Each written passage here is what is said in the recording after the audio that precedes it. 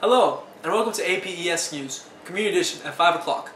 I'm Erin Troublenow, and this is my co-anchor, Brick Steele. I would like to start off today with a few surveys. The first is in regards to students and their division. So we asked 100 students, do you wish we were more separate in regards to classes? 81 said no, and 19 said yes. Yes, I was shocked to see even most of the upperclassmen said no. Most had a response in regards to academic separation, but not socially. They were united and mingling with one another. This question was brought to my attention because I have heard stories about back in the day when classes were divided, especially seniors. They would have their own cafeteria and lunchroom. The school community is on the local level. Very insightful indeed. Thank you. On to the next question. It is more of a national question. We surveyed, again, 100 people on how we should rid our community of criminals, either jail or death penalty. It was a close race, but 61 said jail and 37 said death penalty. Surprisingly, jail won this poll. Death penalty is currently constitutional. For some that answered, they chose jail just because they didn't want to seem like a bad or evil person. In my own opinion, I don't see how one can be evil. It's just your opinion. So some also raised other questions in regards to this issue, like what if the wrong guy was accused? You can't just bring him back if sentenced death. This is a national community topic. It's very complex and needs much more research and data taken. That can be on our next edition. Very interesting. It seems that people have a more social community rather than functional community. We see it from our first survey. People are more worried about their social interaction versus their academic interaction. Our second survey, people are more sympathetic about the needs of others, and we see a greater emphasis and leaning towards jail versus the death penalty. Very, very insightful. Let's move on to the third question. Okay, on to our last question. The last question was, as part of the community, are you more involved part of the neighborhood, city, state, or nation? Like what was expected, many chose being part of their neighborhood, then trickling down to nation. Due to proximity, people are more associated with the people that they see and are with most of the time. Indeed, being closer facilitates greater interaction, and it promotes greater interaction versus being further away. People are more likely to be friends with a neighbor versus someone who lives in a foreign nation. To further discuss and bring about a broader idea of community, we have Ben Dover, our environmentalist. Take it away, Ben. Thank you, Aaron. I'm here today at Kelby Park, what some would consider the center of Covina City. And throughout Southern California and throughout the rest of the United States, there's many of these parks. But what I want to really ask is, what's really happening when communities are developing around these parks? What's really going on? Community. There are many different definitions of what a community is. However, a community is most commonly referred to as a group of different species sharing the same environment. Many cities have parks scattered throughout as places of recreation, where families can have picnics and children can play. However, the major concern is the growth of communities around such parks. As people continue to flock to Southern California for the beautiful sunny weather, the population begins to increase significantly. In turn, this leads to the need of more houses and apartment complexes to accommodate this ever-growing population. As these complexes begin to encroach on the parks, the stresses on the environment can be seen clearly. The main problem: trash, pollution, simple laziness, whatever you want to call it, it is degrading our surrounding environment. Though the irresponsibility of one person does not have a tremendous impact, the collective action of a growing population does. As more and more individuals follow and repeat the actions of others, the more damage that is being caused to the environment can be seen. These once pristine parks that people could enjoy are becoming mere victims to the ever-growing population developing around them. However, many individuals are coming together as communities to help protect these parks and surrounding environments. They create awareness as a community, and sometimes they even confront the government on such issues. As communities grow, what's to happen to these parks? Will they be everlasting? Or will they just transform into trash-ridden fields? Only time will tell, really. This is Ben Dover, A.P.E.S. News. Thank you, Ben. That was a very good question. I really do not know what's going to happen in the future. Yeah, maybe if we want to understand the future better, we need to go back to our past. And that's where we have Dick Pepperfield, our historian, to explain the history of communities. You and my fellow Covinians, today we're going to explore the vast history of communities.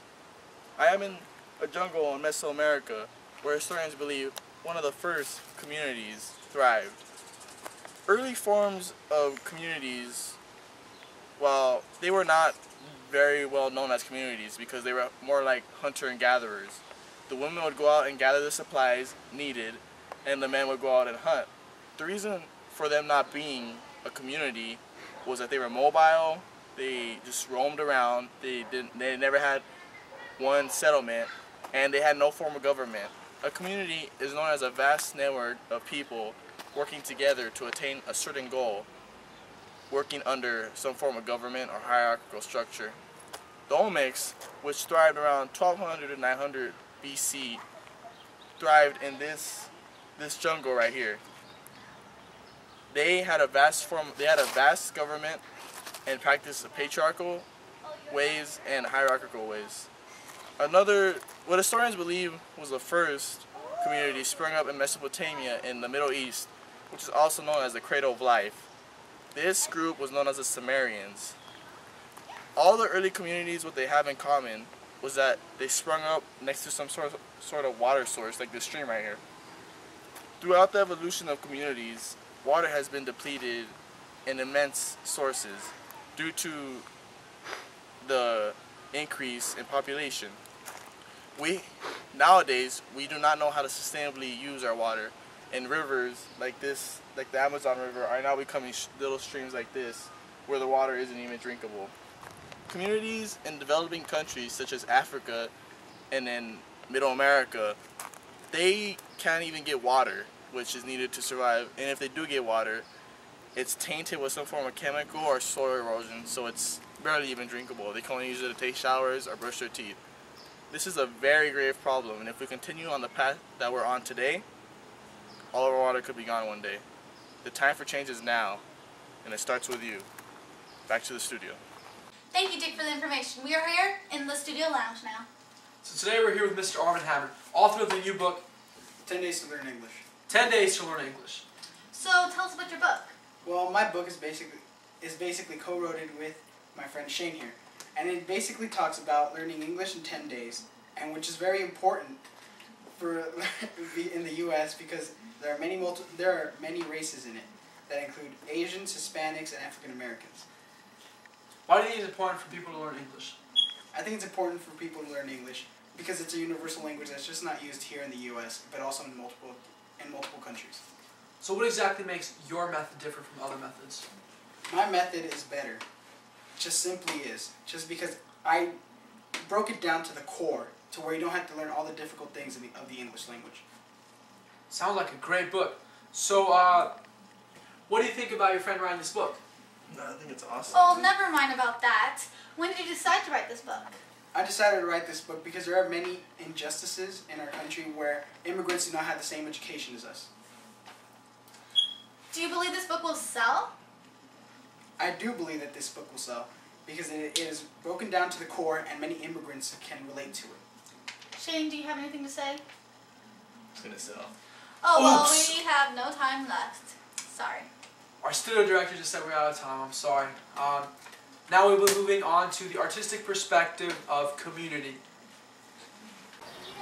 Oh, hi there. My name is Stu Pitt, and I'm here to talk to you guys about art and its relevance to community. So, throughout the history of mankind, art has been created by man as a way to express themselves, to give themselves emotion. Art, however, is not some random figment of imagination. Every art is a significant form of expression, a remnant of the experience of mankind. Let me give you guys an example so you guys better understand what I am saying. In 1931, Salvador Dali created the painting Persistence of Memory. As you guys can see, there is watches and times. Each clock is significant of a memory which persists and lasts throughout the ages. Salvador Dali was around 40, 50 when he drew this painting. He had just lived World War I. World War I was very gruesome in that it was the first world war in which everyone was engaged and there was technological warfare. There was guns and there was much violence and it was very gruesome. The horror memories and deaths that many people experienced persisted. The surrealism of this art and the significance of this art is an expression of what was going on in the era. That every era has its unique type of art. Art has been able to be grouped into various eras. We have the Enlightenment art of the Renaissance, Michelangelo, the fall Machiavelli, example, etc. We have the Gothic era. We have the Contemporary era. We have Surrealist era, which has to do with depression and the world violent war. Let me give you guys an example to show. Back in the ages in which people were segregated and had their own regional, distinct communities, we noticed regional art. Let me show you guys this one right here. This is a Southern American horn. It's called Batu by the Olmec people. This is a Southern American work of art. Right here, we have the Native American totem pole. This is indicative of each tribal history. And here, we have a Chinese rubber tribute. I really don't know the meaning of this one, but it's a Chinese work of art. So, if you guys notice, however, each is distinctly different. There is no similarity. That indicates that each community back in the time was separate and regional. Today, however, in an age in which technology is rapidly progressing and globalizing and connecting the world and making the entire world, various communities into one larger global community, we see works of art that span the breaches of boundaries, that have millions of audiences, that everyone in the world, regardless of ethnicity, race, or religion, is witnessing. Such examples include YouTube, in which people can see artists such as Smosh and Ray William Johnson. These guys have like billions of subscribers and views. We also have entertainment, Nintendo. Many kids, Asians, Hispanics, Americans, they are all playing Nintendo. We also have Disney. Mickey Mouse has become a global icon. And Hollywood, of course, with millions of movies. Further examples include current pop culture, in which it's driving all young teenagers crazy. We have Twilight, Harry Potter. Harry Potter, Twilight, good examples, as you can see. As you can tell, the people of today are following much of the same thing. While regional art still exists, it is this global, international art which has become prevalent. We are one large global community. Let's take care of it. That is all.